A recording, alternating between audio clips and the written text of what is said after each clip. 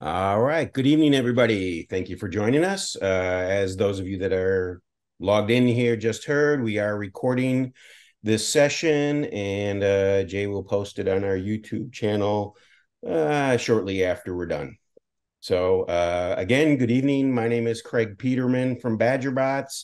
BadgerBots is the product delivery organization for the FLL season in the state of Wisconsin. So you'll be seeing a lot of me, I guess, over the course of the season. We've got Jay Church, our head referee, who will answer all your detailed questions about the robot missions, so on and so forth. And we've got Brian FLL, our head judge advisor for the state. And certainly he can answer detailed questions about the judging process. So I was on vacation last week, did not attend that meeting, but at least my understanding is that there were no major issues brought up requiring my attention. So let me move into some quick opening remarks about how we're progressing through the season. First, we have established the fee for a regional tournament this year. It is $170, 170. That's up $5 from last year. It was 165. For those teams that advance, the additional fee, and it's just one-time payment for the advancing teams of $40, 40. And so in order to participate in those tournaments, not only do you have to go through the first registration, of course, do the youth protective screening, get the consent and waivers, payment to BadgerBots will also need to be made. Of course, we use a lot of that money to filter down or pay the tournament directors so that they can put on a good show in a good tournament. So last year, if you recall, there was a $25 for sectional, $25 for the championship. This year, we're just doing it one postseason for $40. And it's only, of course, for those teams that advance. All right, item number 2. We are close to finalizing the schedule of tournaments. Not ready to do it today, but we're getting close. What I will tell you is the current structure holds 11 regional tournaments, 3 sectional tournaments, and the championship. So we are anticipating a significant amount of growth. If we exceed those strong expectations, then we may have to make some choices, but we're going to accommodate many more teams this year than we did last year. For those advancing, for example, with 3 sectionals times 24, that gets you to 72 teams that will likely advance. And then onto the championship would still be 24. That's about all we're ready to disclose today, but hopefully if we get some confirmations this week, might even be able to post a schedule at one of the weekly newsletters that go out on Thursday. Third item is on Slack. I created a new channel or sub channel. Forgive me, I'm not exactly sure what they're called called Looking for a Team. Some people I have signed up for it. It doesn't look like a huge crowd, but whether or not your team has capacity to add new members or doesn't, maybe you know somebody that that might be able to take on new team members. So we've created that sub channel. I get requests, it's like 1 or 2 a week of individuals that want to participate. And one of the big challenges that we have as a region is getting everybody that wants to participate the opportunity to do so. So I could use your help if you guys sign up and pay attention to the posts that I put there for individuals trying to, connect those free agents with a team that has capacity. So thank you in advance for doing that and spreading the word. My fourth and final item is going through the list of teams that already have registered.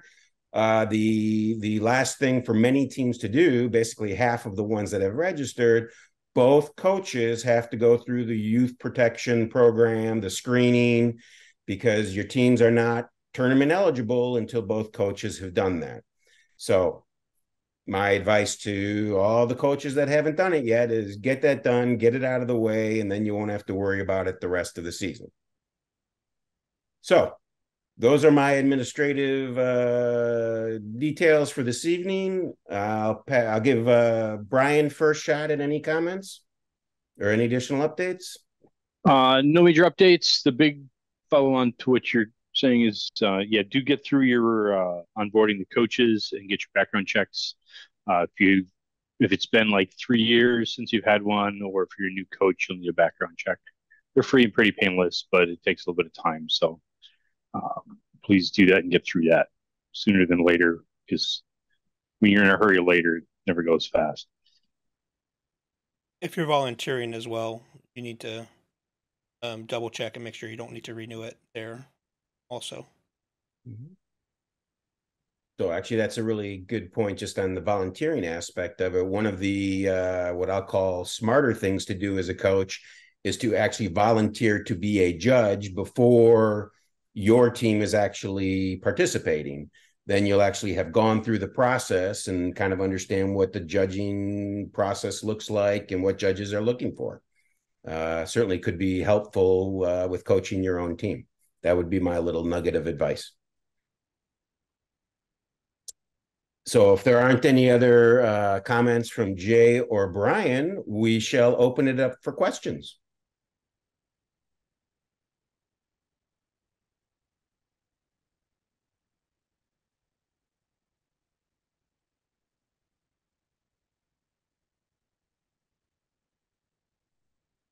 I can go through a couple of the questions that we had on Slack real quick while you guys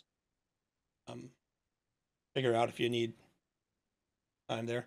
So we did have a question about the kids dividing themselves. The person says, so I understand there can only be 4 kids at the tournament table. Can the kids change in and out during an individual run? And again, I know that most of the people on the Slack call or on the Zoom call know the answer to these, but we do have a good amount of people that watch these later that may not know these. So we'll read out all the ones we have and give the answers to them. So the answer is the kids divide themselves into blue and red side at the beginning of each match. You can have 2 kids from each side at the table at a time, but they cannot switch sides once the robot game starts. They can switch in and out on their designated sides only. And I guess I should also add that's only for that match. When you come up to the table for your next match and your third match, you can rearrange yourself, different kids on different sides. But it still holds true that once the match starts, they have to either be on the red side or the blue side and can only switch in and out. Okay, we have a question. How would you be a volunteer? How would be volunteer to be a judge at a regional event? How would we? Okay. How would we volunteer to be a judge at a regional event? Gotcha. Brian, you want to take that? Sure. To volunteer to judge or to referee, we'll kind of give a complete answer here, is the same site that you go to register to sign up your team and do your stuff, firstinspires.org. Sign in there.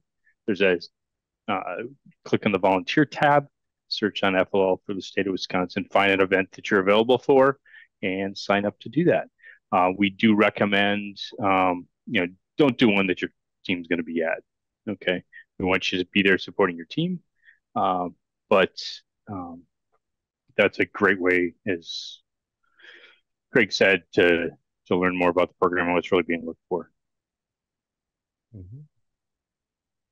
And so right now, if you go and try and do that, you can't because I haven't input the tournaments yet into the system. So once we get final confirmation of all of them, they'll all be in there and then you can pick and choose. Now you won't know which tournament your team is assigned to. That process is going to be similar to last year. You're going to rank your top 3 of the 11 tournaments that are available, and then we'll match first choice the best we can. No guarantees. We'll move to the second choice and third choice. But at least you'll get a flavor for what the schedule is going to look like and which ones you might want to put in your preference list.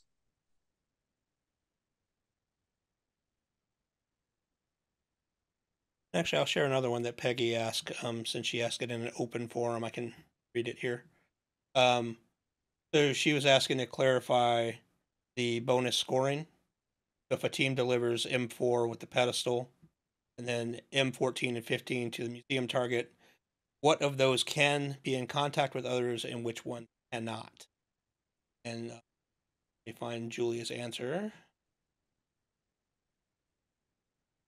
And this is a really good one.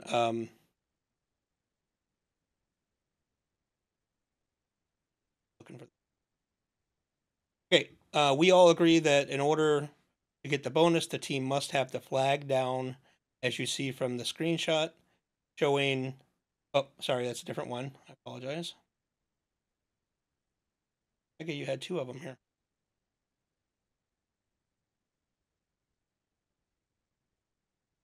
Oh, okay. So in order to score the bonus, the art piece has to be supported, touching only the pedestal. Pedestal could be touching an expert and or audience member. As they're not team equipment, the expert and or audience member may not be touching the art piece.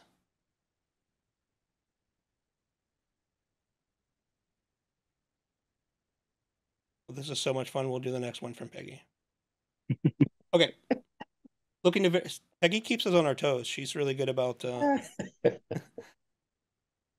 kids are looking to verify a scoring scenario. M02 theater scene change. Let's say. I understand you guys are probably going to have to go back and watch this or look at your rule book while I'm doing this, because it's going to be a little bit weird not seeing it. Let's say Team A does not touch MO2, so their flag is still up, and the scene is blue at the end of the match. Team B, opposite side of the table, interacts with MO2, knocks down the flag, but keeps the scene set to blue. Team B will score 10 points for the flag being down and active scene color being blue, since both teams' active scene match. Team B also receives 20 points added bonus. Team A receives 0 points for the scenario since their flag is still up, correct? But only one team get the bonus. Does Team B still get bonus points even if Team A doesn't interact with the model? Is Team B not able to help Team A score points if Team A doesn't get their flag down themselves? What it boils down to, are they able to get the bonus if they didn't? Do they get the bonus awarded to them simply because the colors match at the end of the match and they have not activated their flag? And long story short is no. They have to have activated the model themselves. Sorry. It actually says in the rules, bonus is the first scoring criteria. If your theater's red flag is down and the active scene score is or color is, and then the bonus is and if both teams' active scene colors match. So because Team B's flag wouldn't be down, they wouldn't be eligible for the bonus on that. Team A would still score the bonuses. I know, a little convoluted there, but check out the Slack channel if you want, and it's kind of all spelled out for you there.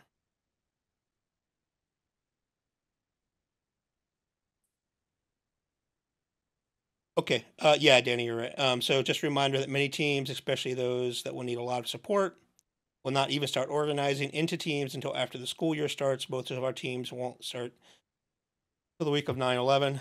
Might be a good idea to reach back out with new coach support at that time. Yes, we talked about that a little bit on last week, and we also talked about, we briefly touched on the hanging with the refs and judges that we're going to do with the kids, and decided that we are going to hold off until towards the end of September to give those teams a chance to participate. Yep. Yeah, I just think that that's a good idea. Yep. Yeah. With Elijah aging up, now I'm kind of in a different role in our district, and we don't even have kids signed up yet. And so, like, for me to have coaches join calls at this point is a challenge. I don't even have coaches yet. So, No, we got we you. don't have kids, don't have coaches, don't have max, don't have, like, so all this information will be, like, in 5 weeks when we get kids and coaches and all the things. So I'm going to try, Elijah's going to try to listen. I'm going to try to listen to help bring back the information, but just a reminder that lots of teams, like with school-based teams, Yep. aren't even thinking about this yet. Yep, So we're aware. Danny, let me ask you this. So obviously these are going to be recorded and uploaded, but they can go half hour to an hour each. At that point, you're going to be what, about 5 or 6, 7 behind. What can we do to kind of have a synopsis of this stuff without them having to go back and get all the videos? There's something that you can think of we can do to kind of get this information out without Maybe having. a new, yeah, maybe a new coach call. I have a feeling, just given the people that I'm recruiting right now, that they're never going to go back and Okay, watch 4 and 5 weeks of videos. Um, right, and they get but long. if there was like a start start fresh here, like so that if there was like a week of September 11th or even the week after that, I think that school-based teams will at least be organized. And in talking to coaches last year, I was lucky enough to be at the practice table at in Oak Creek last year, talking to a lot of like brand new coaches, didn't even know that these calls existed.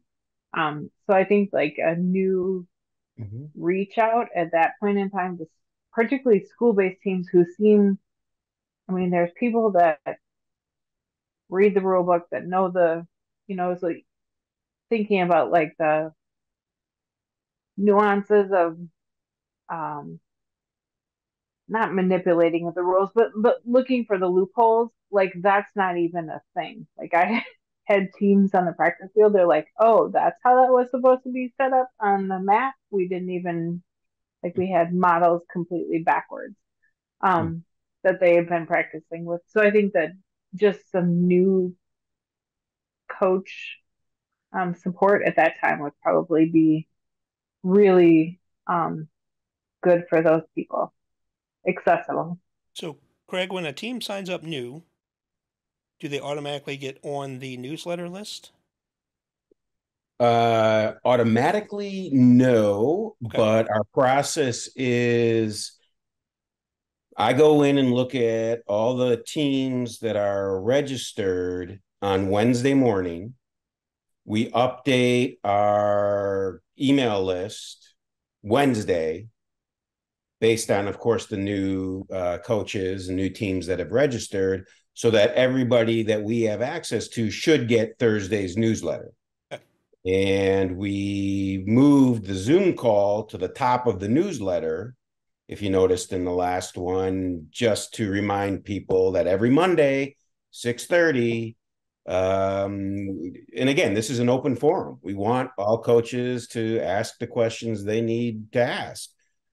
So it's expected that we're going to repeat certain answers over the course of the season, which is just fine.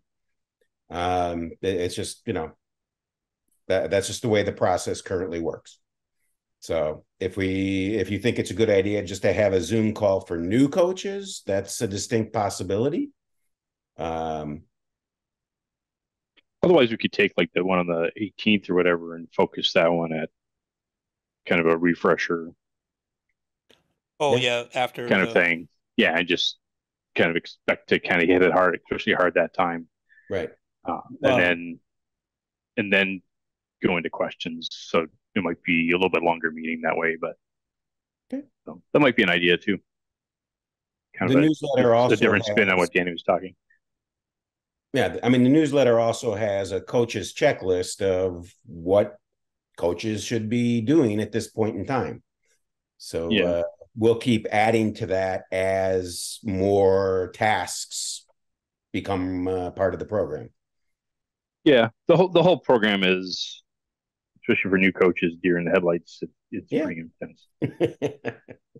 We Okay. realize that though. I guess we should also point out that this forum that we're in right now, we expect to be repeating questions sometimes even or answers even every week. If you guys are new or haven't been here before and you have a question that you think is simple or something that is probably asked, feel free to ask again. because we expect that from this call. Anybody from any experience level can be here and ask the questions. That's why we do this, so we can make sure any questions that we can possibly answer for you, we want to. That's really we collectively too. It's not just Jay and I and Craig. It's Right. all of you can help answer questions. Yep. And that's another great benefit of the Slack channel. Right.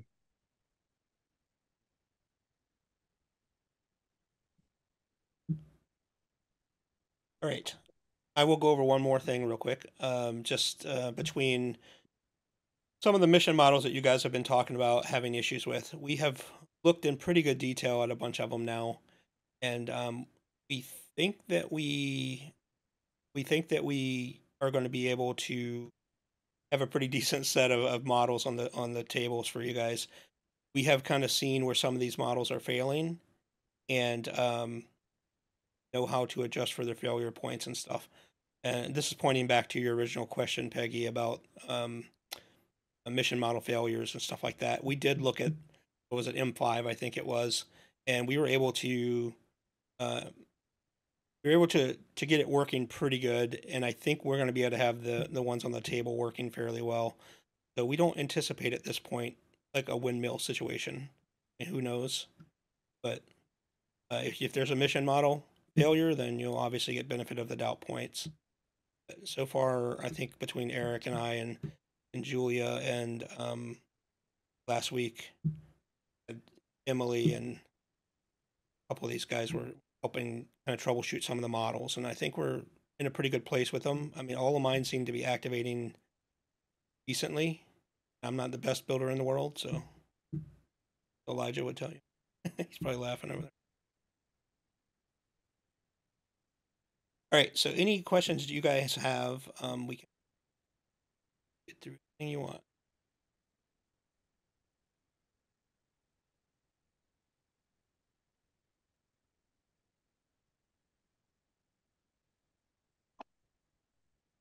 Scanning through the Slack channel now, see if there's anything else.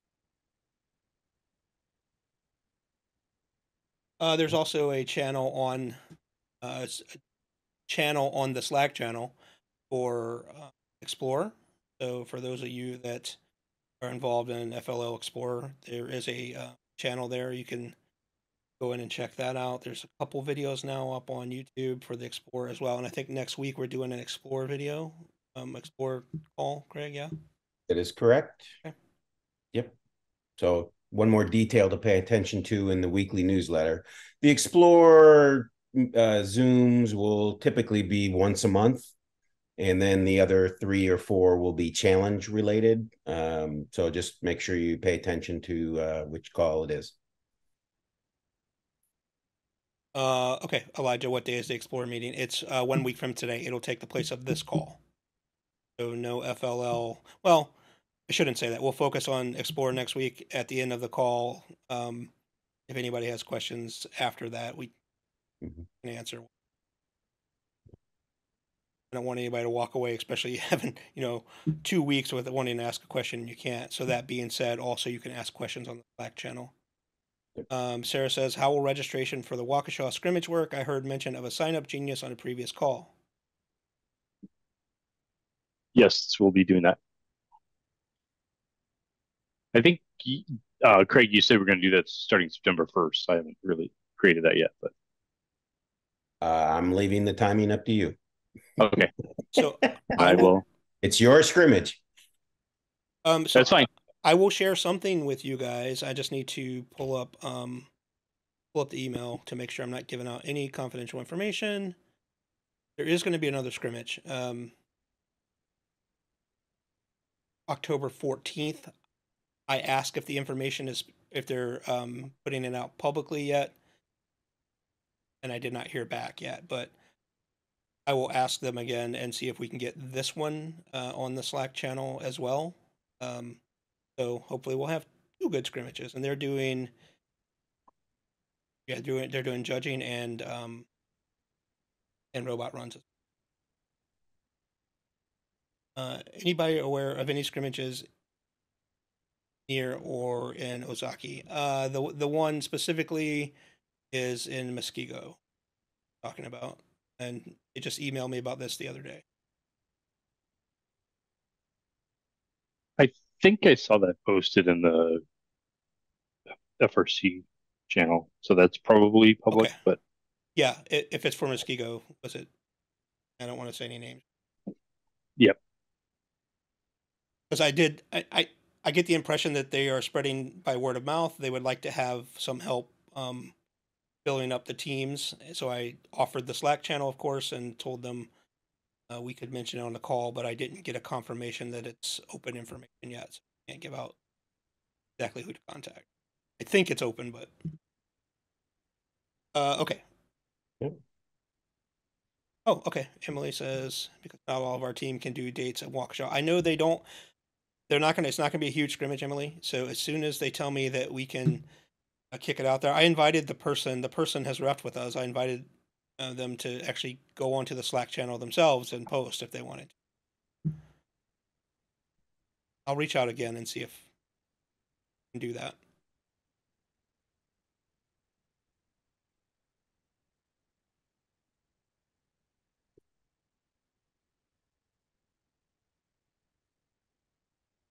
All right.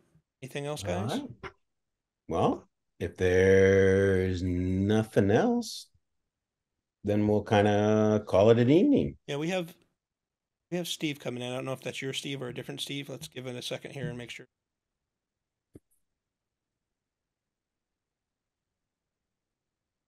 Just Steve. I want to close it out.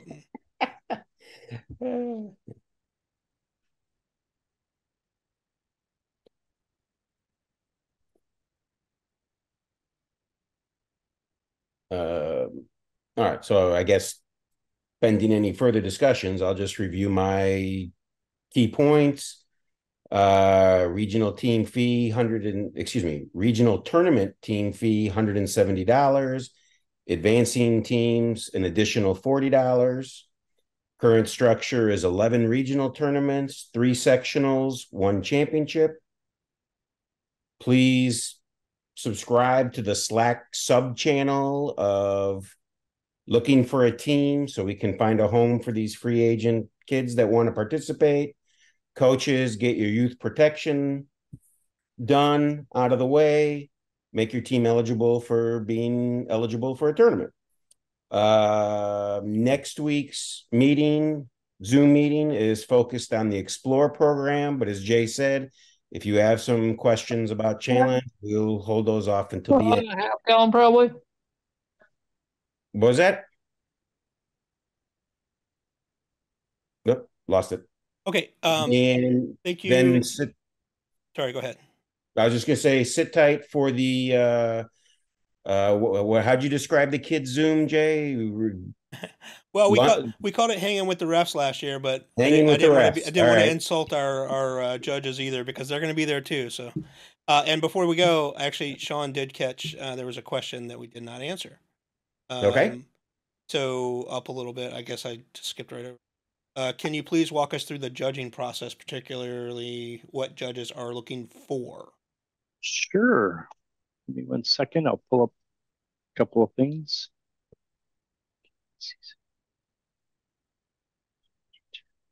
Okay. I'm going to share my screen.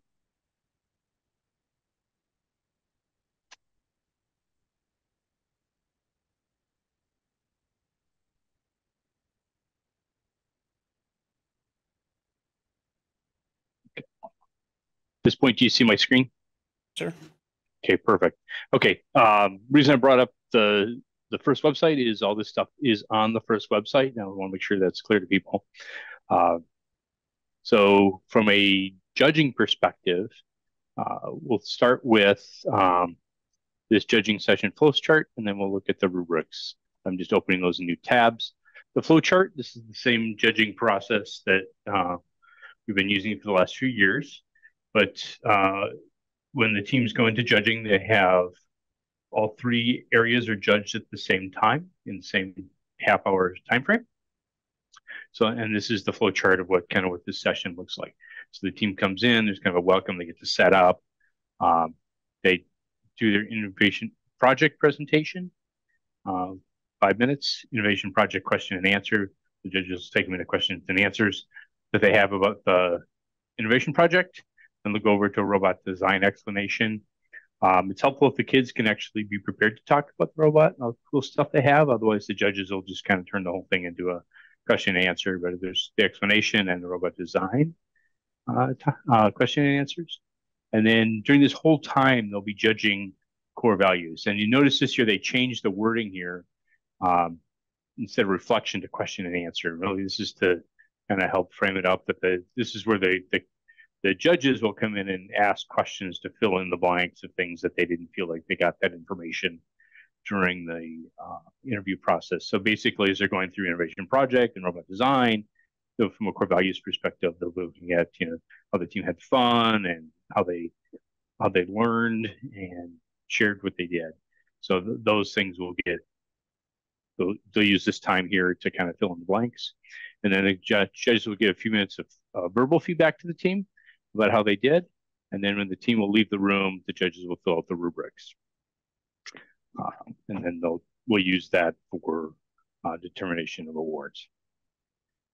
Okay. Again, this year there is no leaving things with the judges. So if you got a binder, something you can show it to the judges, kind of point out interesting facts in it, but you have to take any of that kind of material with you when you're done. That's different if you used to coach a team a few years ago. That's different than it used to be. No longer are they allowed to keep that information, and all the judging is really done based on the rubric. So, when they leave the room and fill out the rubric, that's kind of the information at that point. And then let's hop over to the rubrics. These are the same rubrics that the judges use that are available to you. So they're again out there on the website, and they go through this process.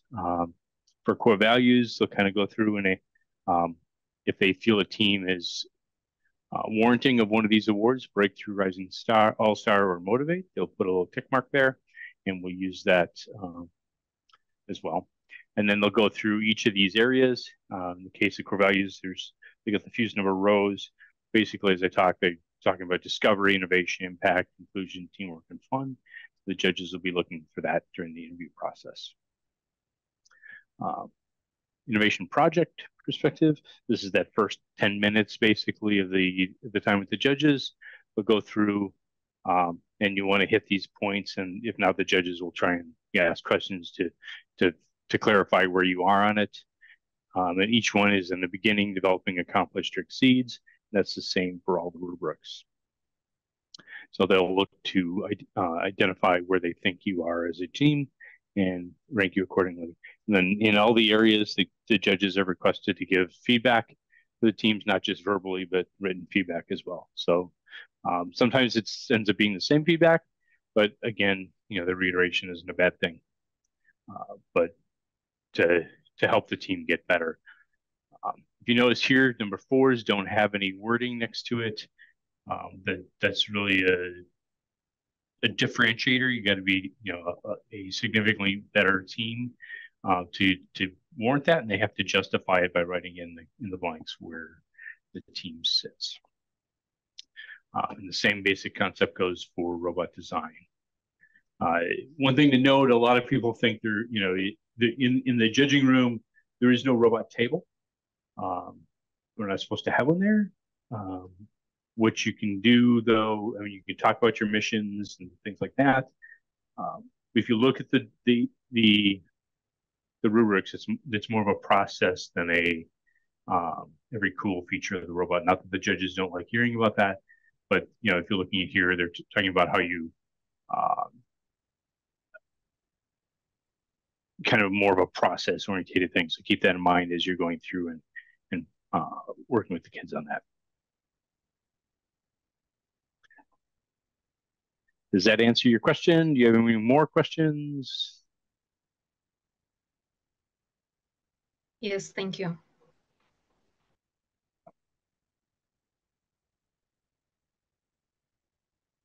And I believe that website at First Inspires that Brian went to, there should be a link in the newsletter taking you directly to that page. Okay.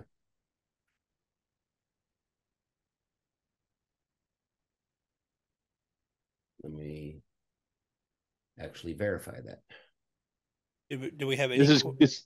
Go ahead. I was going to say this is kind of the landing place that, as coaches, you want to be frequent flyers to. Other things to look at, you probably looked at the challenge overview, the challenge updates, um, the build instructions, but also the game rule book as well as there. And the important thing is keep an eye on that challenge updates. Where I was going next, yep. If you want to talk more about it, that's fine. Nope, that's exactly what I was getting ready to say next. Make sure, but at the beginning of every session where you guys meet, you should have someone checking for updates and clarifications, because it is an active living PDF, and they do change it during the season, and it will change during the season. I have already heard of some updates that are in the works, so it will be changing. So keep an eye out. I will usually always remember to check before we come on here. So if there are updates, we'll make the announcement, hopefully. But you should, as a coach, and have at least one or two members of your team checking for updates every single meeting. I don't want you guys programming or practicing for project or doing research on something that parameters have changed. Would not be a good.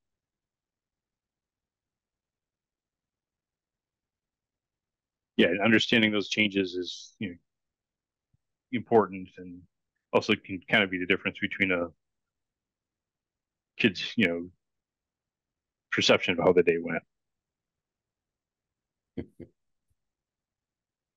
I guess I would also like to emphasize for new coaches the engineering notebook and team meeting guide. Not that it's the end all be all of coaching, but at least it gives you a little bit of structure of if you're brand new, and you can take that and run with it and adapt it. Obviously, it's not a document that's supposed to be followed verbatim, but it does give you some ideas and a little bit of structure of what you should be discussing over the course of the season.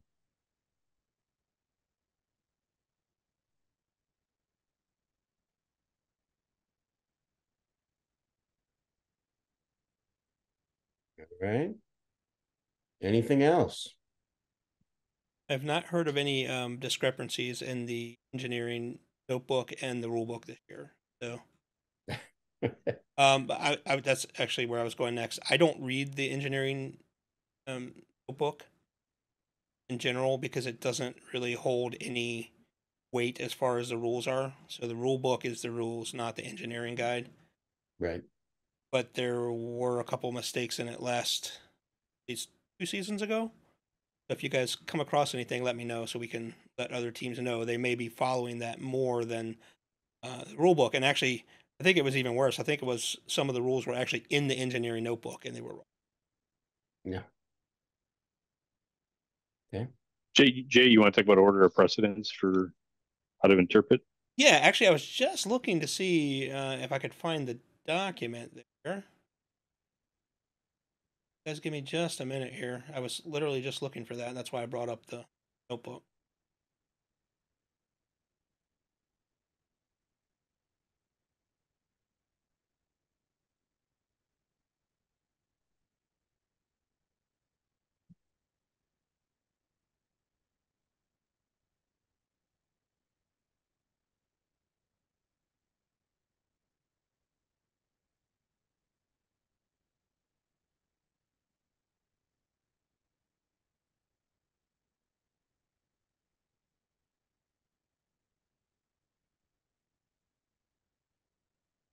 Okay, so yeah, that's a good point, Brian. So in your rule book on page 16, they talk about some of the orders of precedent here. So, and I'll just start in the middle. So if rules, missions, or the field setup need adjustment or clarification, a challenge update will be issued during the season superseding previous material. At an event, your head referee makes the final decision. Okay, so in the rule book here, text always has authority over pictures. Videos and emails have no authority at all. So if you email someone a question and you get an answer back via email, that is not not something that we can use at a tournament. So make sure that you can get an answer and point to the rule book or point to a challenge update. If you're getting an answer that isn't supported by that, make whoever's answering your question, make them dig a little bit harder for that.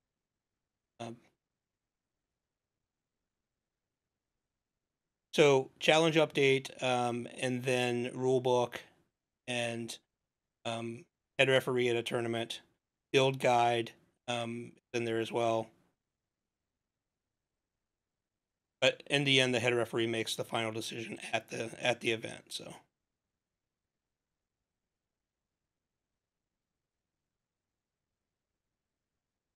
Yeah. So.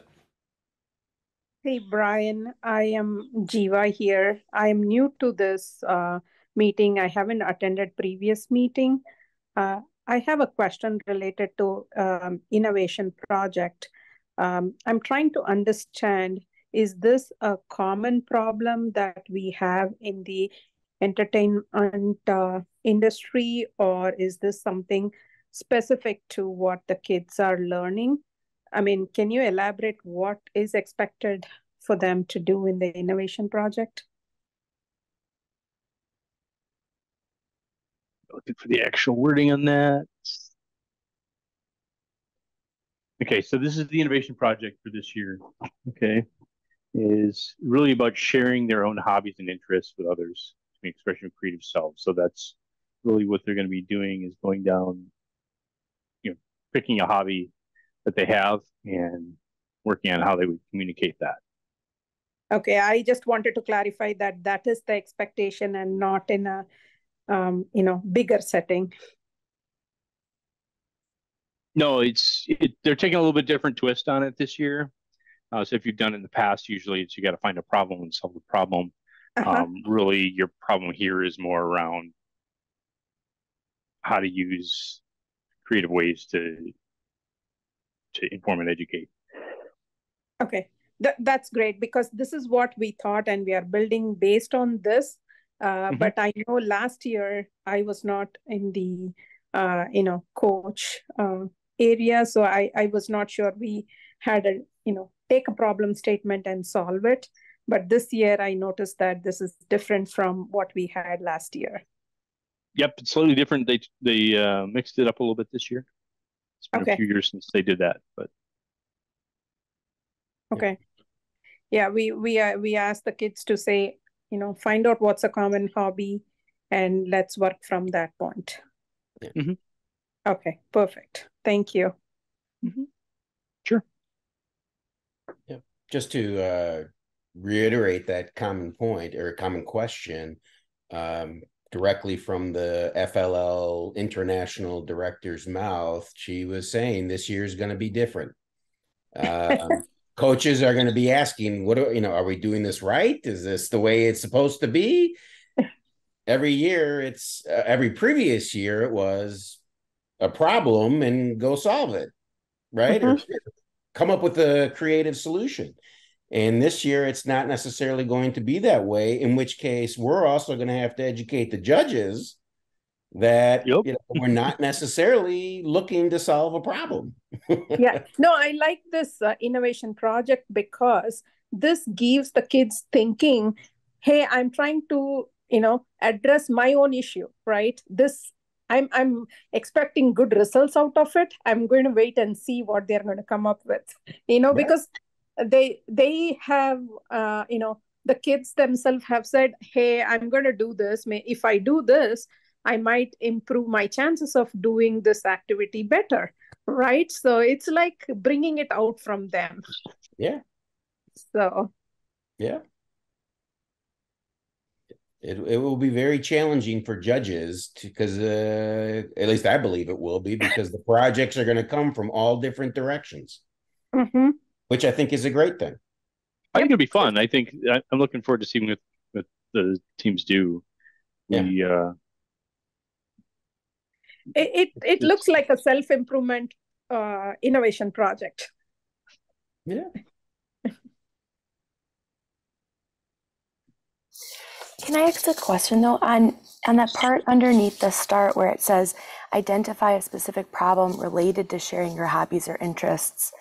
Are the kids still supposed to be identifying a problem that exists within the scope of sharing or teaching or communicating their hobby?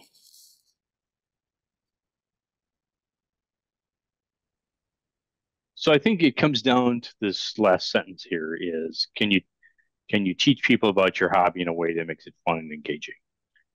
Okay. So I think it's really about more the communication of that. Um, and part of the problem might be that it's not well known and you have to communicate it. Okay. Depending what the hobby is, right? So, if it's football, people have, or soccer, people tend to know that. But if it's lacrosse or some, video game or, something else, some art decoupage or, anything like that, um, I, getting the word out of what it is and how to do it might be the harder part that way.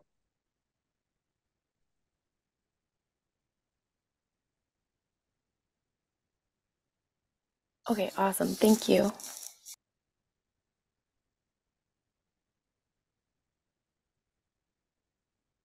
But with that said, keep in mind there's still the iterate part, right? So get that out in front of people, get the feedback, learn how to iterate it to make it better.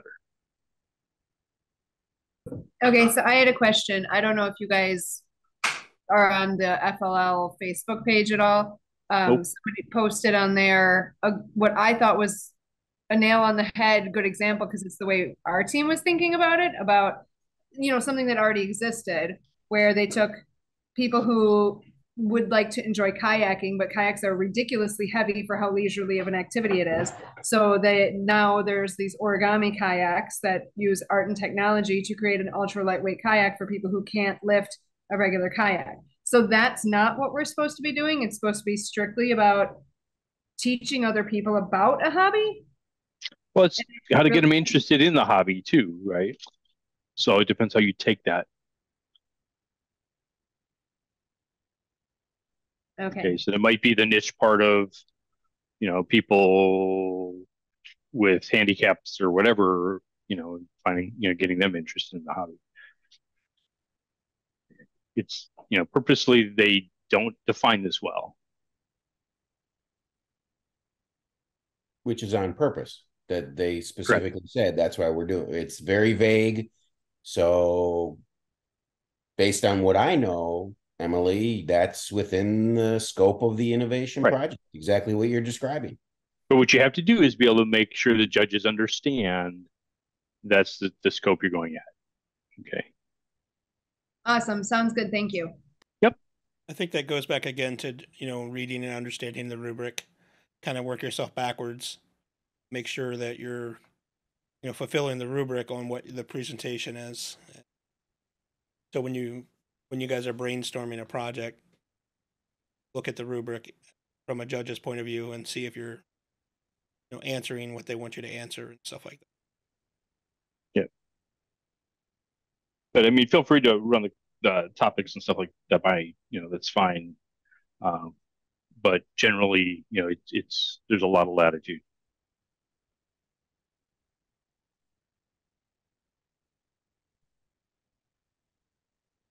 Anything else, guys? No, thank you for addressing that question. Sure. Anything else in the chat room? Nope. I think we're good. All right, so let's call it an evening. Thank you, everybody, for attending, and for those viewing. Remember, next week's meeting, Monday, 6:30, predominantly focusing on Explore, but we will keep it open for challenge questions. So, good night. See you all on Slack, and good luck with your teams. Thank you. Bye. Yep, take care. Good night.